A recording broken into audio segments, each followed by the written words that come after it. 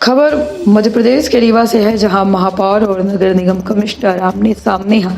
बता दें कि महापौर के द्वारा निगम कमिश्नर के ऊपर आरोप लगावागा कि वो उनका अनादर कर रही हैं और यही वजह से महापौर अजय मिश्र बाबा के द्वारा नगर निगम कमिश्नर के खिलाफ मोर्चा खोल देगा।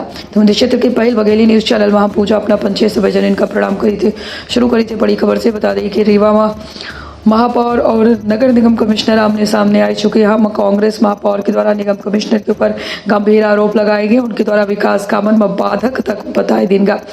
रीवा महापौर के द्वारा कहा गया कि कल उनके और उनके सहयोगी ठोस अपशिष्ट प्रबंधन परियोजना प्लांट के निरीक्षण करे के खातिर पहाड़िया पहुंचे रहे।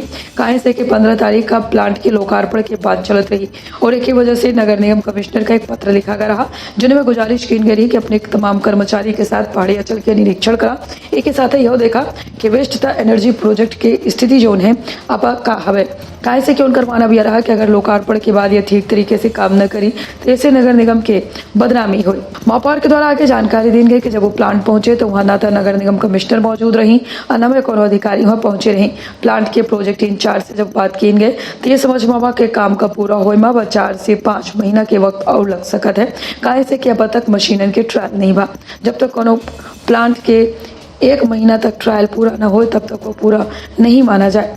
दूसरा कई सिविल के काम 40% तक बचा है। पार्क और तालाब बने का रहा जो अब तक नहीं बन सका। कांग्रेस महापौर के द्वारा आगे बतावागा कि आसपास के एरिया में पेड़ पौधे लगावे वाले रहे जो उनकी अब तक नहीं हो पावा है। आरोप लगाए कि कांग्रेस महापौर के द्वारा निगम कमिश्नर बारे में कहा गया कि उनका रवैया जो है बहुत उदासीन है। एक के साथ जनता से चुन के आए प्रतिनिधि के अनादर किया जा रहा है।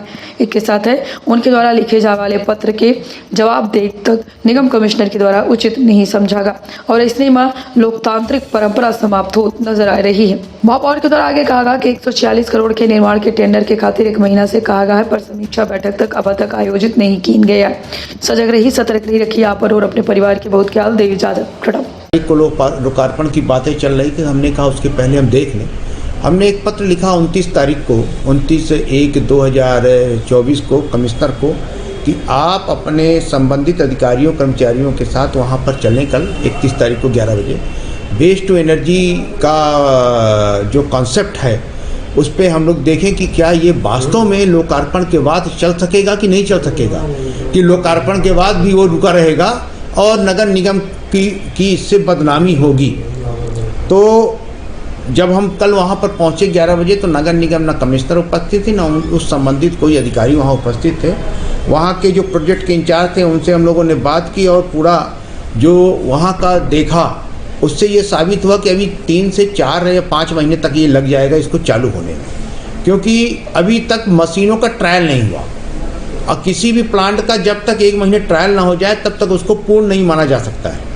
तो अभी ट्रायल नहीं हुआ, सिविल का वर्क 40% बचा हुआ है, पर्यावरण के दृष्टिकोण से कोई काम नहीं हुआ। वहाँ पार्क बनाना था, एक तालाब जैसा कुछ बनाना था वो नहीं बनाया, पूरे आसपास के एरिया में पेड़ पौधे लगाने थे वो कुछ नहीं किया। तो कुल मिलाकर उन लोगों ने कोई ऐसा कार्य नहीं किया जिससे कि हम ये माने कि ये पूर्ण हो चुका है। एक काम जरूर चल रहा है कि वो कचरा को जलाने के लिए बर्नर में कचरे को डाल रहे हैं, तो जो उसका टेम्परेचर है वो अभी लगभग 400 के लगभग आया है। तो वो ये बोल रहे थे कि धीरे धीरे बढ़ता है, तो हमने कहा कब तक बढ़ेगा। तो अभी जब वो 15 दिन से कचरा जला रहे हैं तो अभी 400 आया है। तो ये हम आपको एकदम बताना चाहते हैं कि जब तक 12 से 1800 डिग्री नहीं होगा तब तक वो टरबाइन को जलाने के लिए सक्षम नहीं। और टरबाइन को कायदे से इनको 1 महीना प्लांट रन करके इनको पूरी तरह से जब टेस्टेड हो जाए तब इनको इनॉग्रेशन का समय लेना चाहिए। पर उनका ये कहना है कि हमको आर्थिक संकट है, हमारा भुगतान नहीं हुआ है। 46 करोड़ रुपए नगर निगम ने उनको भुगतान कर रखा है।